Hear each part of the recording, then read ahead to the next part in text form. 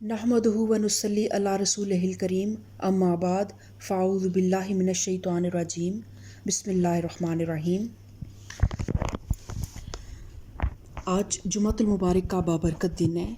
तो जिस तरह अल्लाह ताला ने यहूद के लिए हफ्ते का दिन इबादत के लिए मखसूस किया और नसारा के लिए एतवार का दिन इबादत के लिए मखसूस किया, इसी तरह अल्लाह ताला ने उम्मत मुस्लिमा के लिए जुमे के दिन को इबादत के लिए मखसूस किया। तो आज हम कुरान और हदीस की रोशनी से जुमा के दिन की फ़जीलत और जुमा के दिन के तमाम अहकामात के बारे में पढ़ेंगे। जुमा के दिन की फ़जीलत के बारे में रसूलुल्लाह सल्लल्लाहु अलैहि वसल्लम ने फरमाया, खैरु यौमिन तलअतु अलैहि शम्सु यौमल जुमअती फ़ीही खुलिका आदमु व फ़ीही उदखिलल जन्नत व फ़ीही उखरिज मिनहा वला तक़ूमुस्साअतु इल्ला फ़ी यौमिल जुमअती। मुस्लिम ने इसको रिवायत किया है कि बेहतरीन दिन जिस पर सूरज तुलू होता है वो जुमे का दिन है, और इस दिन आदम को पैदा किया गया, इसी दिन उन्हें जन्नत में दाखिल किया गया और उसी दिन उन्हें जन्नत से निकाला गया और क़यामत भी उसी दिन कायम होगी। जुमा मुसलमानों के लिए ईद है। इब्न ज़ुबैर ने जुमा वाले दिन ईद के आने पर फरमाया, बिलाशुबा एक दिन में 2 ईदें जमा हो गईं। और रसूलुल्लाह सल्लल्लाहु अलैहि वसल्लम ने फरमाया, जुमा तमाम दिनों का सरदार है। और जुमे का दिन जो है उसमें एक घड़ी ऐसी है जिसके बारे में अहादीस से साबित है कि वो कबूलियत की घड़ी है, और उसमें जो भी दुआ मांगी जाती है अल्लाह ताला उसको शर्फ़ कबूलियत बख्शता है। तो रसूलुल्लाह सल्लल्लाहु अलैहि वसल्लम ने फरमाया, फ़ी यौमिल जुमअती साअतु ला युवाफ़िकुहा मुस्लिमुन व हुवा क़ाइमुन युसल्ला यसअलुल्लाह तआला खैरन इल्ला आताहु। जुमा के दिन एक घड़ी ऐसी है कि अगर कोई मुसलमान उसे हालत नमाज में पा ले तो इसमें वो जो भी अल्लाह से दुआए खैर करेगा वो पूरी होगी। और एक दूसरी हदीस में आप सल्लल्लाहु अलैहि वसल्लम ने फरमाया, दुआ की कबूलियत का ये वक्त इमाम के मिंबर पर बैठने से नमाज के इख्तिताम तक होता है। इसी घड़ी के मुतालिक 2 अहादीस और भी हैं, और इब्न माजा और मसनद अहमद में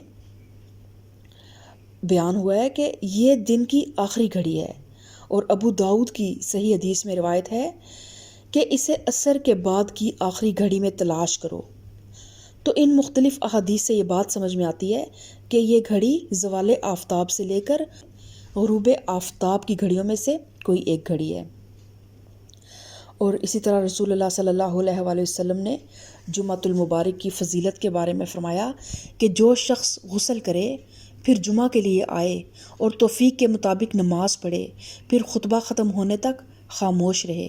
फिर इमाम के साथ नमाज अदा करे, तो उसके गुज़श्ता जुमा से इस जुमा तक के और मज़ीद 3 दिनों तक के गुनाह माफ़ कर दिए जाते हैं। और रसूलुल्लाह सल्लल्लाहु अलैहि वसल्लम ने फरमाया, जो शख्स जुमा के दिन गुस्ल करे और खूब अच्छी तरह गुस्ल करे, फिर वो जल्दी मस्जिद जाए, पैदल चले और सवार ना हो, इमाम के नज़दीक बैठे, दिल जमाई से खुतबा सुने और कोई बेहुदा काम ना करे, तो उसे हर कदम पर 1 साल के रोज़ों का और इस साल की रातों के क़याम का सवाब होगा। और इब्न माजा ने और तिरमिज़ी ने इसको रिवायत किया है। और इसी तरह रसूलुल्लाह सल्लल्लाहु अलैहि वसल्लम ने फरमाया, जो शख्स जुमा के दिन गुस्ल जनाबत करे, फिर मस्जिद की तरफ जाए, तो गोया उसने 1 ऊँट सदका किया। फिर जो दूसरी घड़ी में जाए तो उसने गोया गाय सदका दी। जो तीसरी घड़ी में जाए तो उसने गोया सींगों वाला मेंढा सदका किया। जो चौथी घड़ी में जाए तो उसने गोया एक मुर्गी सदका दी। और जो 5वीं घड़ी में जाए तो उसने गोया एक अंडा सदका किया। फिर जब इमाम मिंबर पर आ जाए तो फरिश्ते अपने रजिस्टर बंद करके मस्जिद में आकर खुतबा सुनने लगते हैं। और जुमा की फ़र्जियत के बारे में अल्लाह ताला सूरह जुमा में फरमाता है, या अय्युहल्लज़ीना आमनू इज़ा नूदिया लिस्सलाति मिन यौमिल जुमअति फ़स्अऊ इला ज़िक्रिल्लाहि व ज़रुल बैअ ज़ालिकुम खैरुल लकुम इन कुंतुम तालमून। ए अहले ईमान, जब जुमा के दिन नमाज کے لیے اذان دی جائے تو اللہ کے ذکر یعنی خطبہ اور نماز کی طرف دوڑ پڑو اور کاروبار چھوڑ دو، یہ تمہارے لیے بہتر ہے اگر تم جانتے ہو۔ اور اسی طرح رسول اللہ صلی اللہ علیہ وسلم نے فرمایا کہ ہر بالغ شخص پر جمعہ کے لیے جانا فرض ہے، لیکن اس کے ساتھ کچھ لوگ ایسے ہیں جو جمعہ کی فرضیت سے مستثنیٰ ہیں، اور ان میں غلام، عورت، بچے اور مریض ایسے لوگ ہیں جن پر جمعہ فرض نہیں ہے۔ رسول اللہ صلی اللہ علیہ وسلم نے فرمایا ہر مسلمان پر واجب ہے کہ وہ مسلمانوں کے ساتھ جمعہ ادا کرے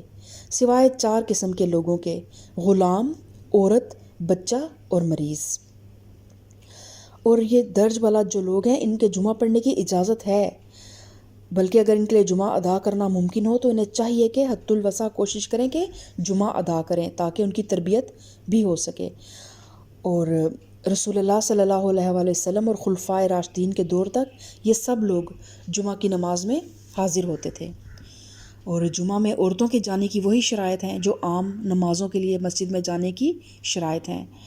اور پردے کا خصوصاً اہتمام کر کے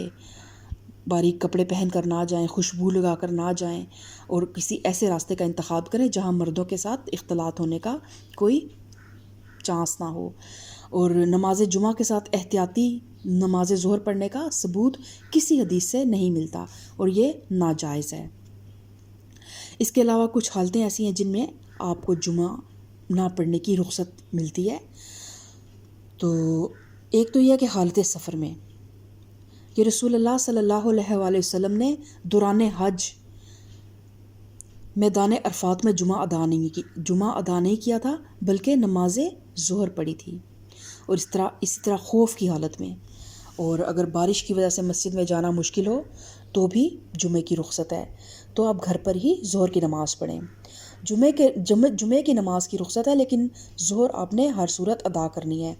عید اور جمعہ ایک ہی دن اگر اکٹھے ہو جائیں تو عید پڑھنے والوں کے لیے جمعہ کی رخصت ہے، البتہ امام کو جمعہ پڑھانا چاہیے تاکہ جو جمعہ پڑھنا چاہیں وہ محروم نہ رہ جائیں، اور جو لوگ نماز جمعہ میں شریک نہ ہو سکیں انہیں گھر پر نماز ظہر ادا کرنی چاہیے، اور یہ نہ ہو کہ اگر جمعہ نہیں پڑھا تو پھر آپ نماز ظہر کی بھی ادا نہ کریں، پھر آپ ظہر کی نماز ضرور پڑھ لیں۔ اور کسی بھی اگر شرعی عذر کے بغیر جمعہ ترک کرنے کے بارے میں رسول اللہ صلی اللہ علیہ وسلم نے فرمایا لوگ جمعہ چھوڑنے سے باز آ جائیں، ورنہ اللہ تعالیٰ ان کے دلوں پر مہر لگا دے گا اور پھر وہ غافل ہو جائیں گے۔ اور اسی طرح اگر 3 جمعے مسلسل گزر جائیں تو پھر انسان کا دل جو ہے اس پہ اللہ تعالیٰ ایک پکی مہر لگا دیتا ہے۔ تو اس لیے کوشش، اللہ تعالیٰ نے جمعے کا دن جو ہے نا وہ تجدید ایمان کا، تجدید وفا کا دن ہوتا ہے، کہ اگر انسان ورکنگ ڈیز میں 5 دن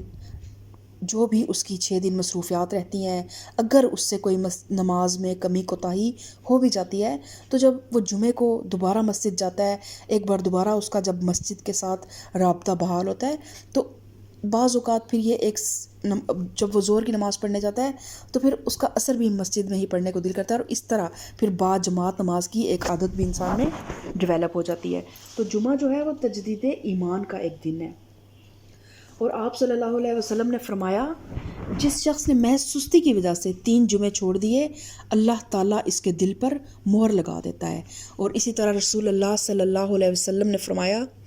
یقیناً میں نے ارادہ کیا ہے کہ میں کسی شخص کو نماز پڑھانے کا حکم دوں، پھر جا کر ان لوگوں کے گھروں کو جلا دوں جو بلا عذر جمعہ سے پیچھے رہ جائیں۔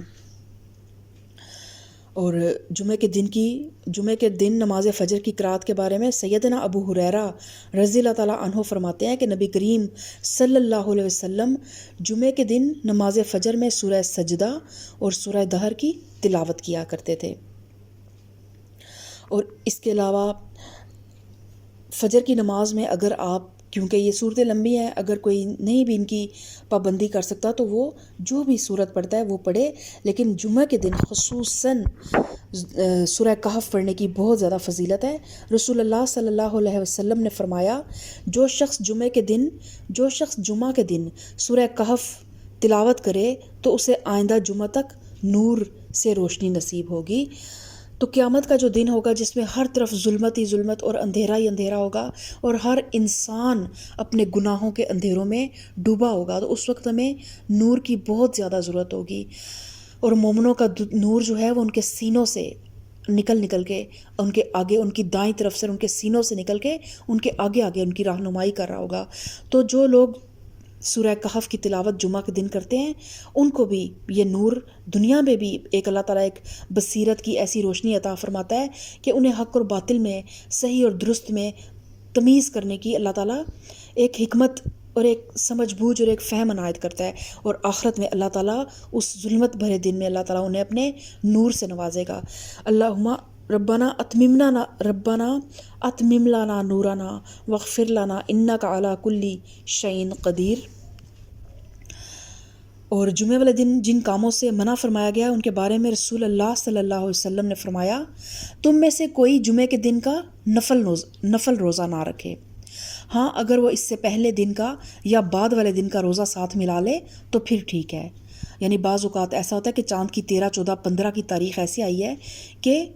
درمیان میں جمعے کا دن بھی آ رہا ہے، تو پھر آپ ایام بیض کے روزے رکھ سکتے ہیں، یا آپ شوال کے روزے رکھ رہے تھے اور درمیان میں اگر جمعے کا دن بھی آ گیا تو آپ جمعے کے دن کا روزہ رکھ سکتے ہیں۔ لیکن ایک صرف اکیلے جمعے والے دن کا روزہ رکھنا جو ہے اس کو آپ صلی اللہ علیہ وسلم نے منع فرمایا اور حکم دیا، تو یا پھر اس کے پہلے یا بعد میں ایک ساتھ روزہ ملا لیں۔ اور اسی طرح جمعے کی رات کو قیام کے لیے مخصوص نہ کرو۔ اور نماز جمعہ کہاں پہ ادا ہو سکتی ہے؟ نماز جمعہ کی فرضیت کے لیے کوئی شرط نہیں ہے، بس استطاعت رکھنے والے مسلمانوں پر جمعہ ادا کرنا فرض ہے۔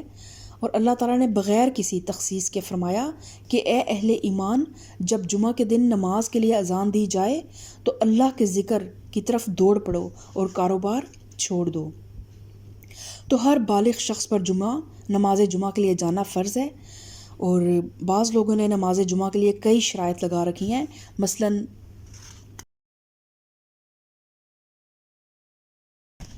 یہ کہ اسلامی حکومت ہو، شہر ہو، کم از کم 40 آدمی جمعہ پڑھنے والے ہوں، اور اگر ان میں سے کوئی ایک بھی شرط مفقود ہوگی تو نماز جمعہ نہیں ہوگا۔ لیکن یہ تمام شرائط خود ساختہ ہیں اور ان کا کتاب اور سنت سے کوئی تعلق نہیں ہے، بلکہ اگر ہم دیکھیں تو شرعی دلائل جو ہیں وہ ان کے خلاف ہیں۔ تو ایک دو مثالیں میں آپ کے سامنے پیش کرتی ہوں کہ اب یعنی کافر ممالک میں جمعہ کا انعقاد کے بارے میں ایک دو مثالیں میں پیش کرتی ہوں۔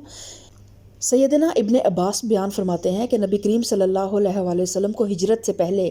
مکہ میں جمعہ پڑھنے کی اجازت دی گئی تھی، لیکن رسول اللہ صلی اللہ علیہ وآلہ وسلم کے لیے کفار کی شدید مخالفت کی وجہ سے مکہ میں جمعہ کی ادائیگی ممکن نہ تھی، لہٰذا آپ صلی اللہ علیہ وآلہ وسلم نے مصعب بن عمیر کو، جو مدینہ میں نمائندہ رسول تھے، خط لکھ کر جمعہ ادا کرنے کا حکم دیا، تو سیدنا مصعب نے مدینہ میں نماز جمعہ کا آغاز کر دیا، حالانکہ ابھی یہاں پہ باقاعدہ اسلامی سلطنت کا کوئی وجود نہیں تھا۔ اسی طرح رسول اللہ صلی اللہ علیہ وسلم نے پہلا جمعہ بنو سالم کی بستی میں پڑھایا تھا، حالانکہ اس وقت مدینہ میں اسلامی حکومت کے ابتدائی خدوخال بھی نہیں تھے۔ تو اب اگر کوئی یہ کہتا ہے کہ مکہ میں اسلامی حکومت نہ ہونے کی وجہ سے جمعہ ادا نہیں کیا گیا تھا، تو اس کا پھر جواب اس حدیث میں موجود ہے کہ مکہ میں اگر جمعہ ادا نہیں کیا گیا تھا تو اس کے پیچھے کچھ وجوہات تھیں، جیسے خوف کی حالت میں بھی آپ نماز جمعہ کو ترک کر سکتے ہیں، لیکن مدینہ میں آپ صلی اللہ علیہ وآلہ وسلم کو اس طرح کی کوئی مجبوری نہیں تھی، اور آپ صلی اللہ علیہ وسلم کے پاس قوت بھی تھی اور استطاعت بھی تھی، تو پھر جمعہ کی نماز اسلامی حکومت کے قیام سے پہلے ہی مدینہ میں پڑھائی جانے لگ پڑی تھی۔ اور اس کے علاوہ جمعے کے انعقاد کے لیے شہر کا ہونا بھی شرط نہیں ہے، بلکہ جمعہ ہر اس جگہ ہو سکتا ہے جہاں مسلمان موجود ہوں اور جمعہ پڑھنے کی استطاعت رکھتے ہوں، خواہ شہر ہو یا چند گھروں پر مشتمل ایک بستی ہو۔ اور پیچھے ہم بنو سالم کی بستی کا ذکر پڑھ چکے ہیں، جس میں نبی کریم صلی اللہ علیہ وسلم نے سب سے پہلا جمعہ پڑھایا۔ اور اس کے علاوہ رسول اللہ صلی اللہ علیہ وسلم کی حدیث کی بنیاد پر رزیق بن حکیم نے ابن شہاب کو اپنے کھیت میں کام کرنے والے ملازموں کو جمعہ پڑھانے کا حکم دیا، یعنی اگر کوئی مال ہے اور اس میں اب مسجد دور ہے، ان کے شہر میں تو مساجد پاس پاس ہی ہوتی ہیں، کوئی فیکٹری ہے جہاں پہ اب مسجد تو دور ہے لیکن اس میں 10-12 لوگ اگر کام کر رہے ہیں تو وہ کسی بھی ایک کھلے ہال میں مل کے جمعہ کی ادائیگی کر سکتے ہیں۔ اور سیدنا ابو ہریرہ نے بحرین سے سیدنا عمر فاروق رضی اللہ تعالیٰ عنہ کو خط لکھ کر جمعہ کے متعلق پوچھا تو سیدنا عمر نے فرمایا تم جہاں کہیں بھی رہ رہے ہو وہیں جمعہ پڑھو۔ اور اسی طرح امام لیث بن سعد رحمۃ اللہ علیہ فرماتے ہیں کہ ہر شہر اور گاؤں کے جہاں نماز کی جماعت ہو وہاں کے رہنے والوں کو جمعہ کا حکم دیا گیا ہے، اور اہل شہر اور اس کے ساحلی علاقوں کے لوگ سیدنا عمر اور سیدنا عثمان کے دور خلافت میں جمعہ پڑھا کرتے تھے۔ تو درج بالا تمام روایات سے ثابت ہوتا ہے کہ دیہات اور کھیت وغیرہ یا کوئی ایسی جگہ جہاں مسلمان ہوں اور وہ جمعہ پڑھ سکتے ہوں تو انہیں جمعہ ادا کرنا چاہیے۔ اس کے علاوہ جمعہ کے لیے یہ بھی شرط نہیں ہے کہ کوئی مسجد ہو تبھی آپ جمعہ پڑھ سکتے ہیں، کسی بھی ایسی جگہ نماز جمعہ ادا کی جا سکتی ہے جہاں لوگ اکٹھے ہو سکتے ہوں، کھلا میدان بھی ہو سکتا ہے۔ خود رسول اللہ صلی اللہ علیہ وآلہ وسلم نے جو پہلا جمعہ بنو سالم کی بستی میں پڑھایا تھا تو وہاں پر ابھی کوئی مسجد موجود نہیں تھی۔ اور اسی طرح بعض علماء نے جمعہ کے انعقاد کے لیے نمازیوں کی تعداد کا تعین کیا ہے، لیکن ان سب میں آپس میں اختلاف ہے۔ کوئی کہتے ہیں 40 افراد کا ہونا ضروری ہے، بعض کے نزدیک 12 اور بعض کے نزدیک ایک مقتدی کا ہونا ضروری ہے۔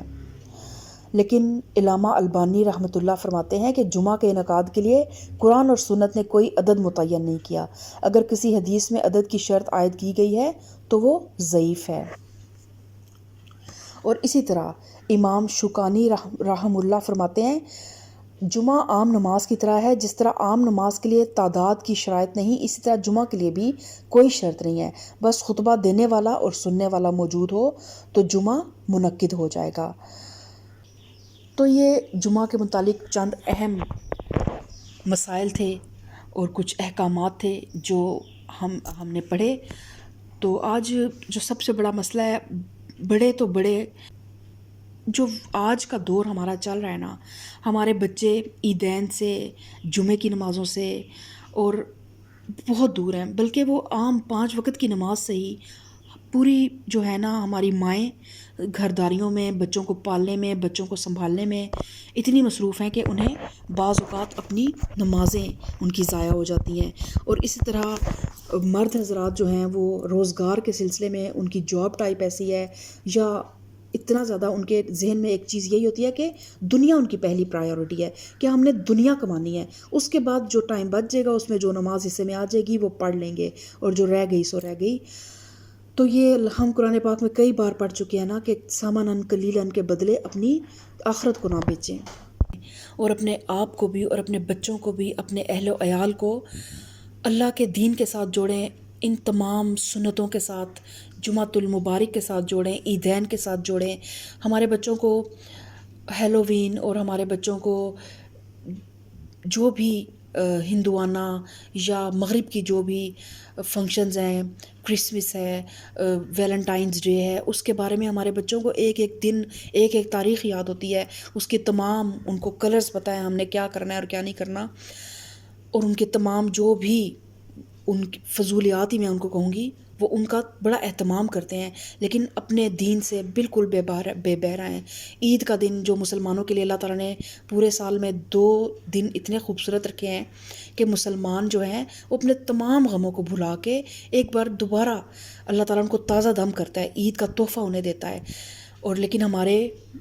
بچے تو بچے بڑے بھی جو ہیں وہ عیدین نہیں پڑھتے، عید کی نماز سے محروم ہیں۔ اپنے بچوں کو جگائیں، اپنے بچوں کو ساتھ لے کے جائیں، انہیں اپنے دین سے ان کا تعارف کرائیں، انہیں پتہ چلے کہ ہمارا دین کتنا خوبصورت ہے۔ اس طرح جمعہ کی نماز میں خود بھی جائیں، اپنے بچوں کو بھی لے کر جائیں، تاکہ انہیں پتہ چلے کہ ہمارا کس عظیم دین سے ہمارا تعلق ہے اور کتنا خوبصورت دین ہے جو ہمیں ہر سال میں بھی مختلف مواقعوں پہ خوشیاں دیتا ہے، انٹرٹین کرتا ہے۔ اس طرح ہر ہفتے میں ایک بار پھر وہ ہمیں ایک تازہ دم کرتا ہے، دوبارہ ایک ہمارے ایمان کی تجدید کرتا ہے۔ اور جمعہ ہی ایک ایسی چیز ہے کہ جب آپ جمعے سے آغاز کرتے ہیں مسجد جانے کا تو آہستہ آہستہ اللہ تعالیٰ مسجد سے دل لگا دیتا ہے، اور اپنے بچوں کو خصوصاً مساجد میں لے کر جائیں۔ اللہ تعالیٰ نے بے نمازی کے انجام کے متعلق اللہ تعالیٰ سورہ مریم میں فرماتا ہے فخلف من بعدہم خلف اضاعوا الصلاة واتبعوا الشہوات فسوف یلقون غیا۔ پھر ان کے بعد نالائق لوگ ان کے جانشین بنے جنہوں نے نماز ضائع کی اور خواہشات کے پیچھے لگ گئے، وہ عنقریب اس گمراہی کے انجام سے دوچار ہوں گے۔ اور رسول اللہ صلی اللہ علیہ وآلہ وسلم نے بے نمازی کا ذکر کرتے ہوئے فرمایا جس نے نماز کی حفاظت کی تو قیامت کے دن یہ نماز اس کے لیے نور، دلیل اور نجات کا سبب ہوگی، اور جس نے اس کی حفاظت نہ کی اس کے لیے قیامت کے دن کوئی چیز دلیل، نور اور نجات کا سبب نہ ہوگی، اور وہ شخص قارون، حامان، فرعون اور ابی بن خلف کے ساتھ ہوگا۔ اور جنتی لوگ جب جہنم میں جانے والوں سے پوچھیں گے نا کہ آپ جہنم میں کیوں گئے، تو وہ جواباً کہیں گے قالوا لم نکو من المصلین، وہ کہیں گے، جہنمی لوگ کہیں گے کہ ہم نماز ادا نہیں کرتے تھے۔ تو آج جمعۃ المبارک ہے، آج ہی اللہ تعالیٰ سے عہد کریں، اللہ تعالیٰ سے دوبارہ تجدید وفا کریں اور مسجد کا رخ کریں، اپنے بچوں کو بھی لے کے جائیں۔ اللہ تعالیٰ ہم سب کے دلوں کو نور ایمان سے منور کر دے، آمین ثم آمین۔ سبحان ربک رب العزت عما یصفون وسلام علی المرسلین والحمد للہ رب العالمین۔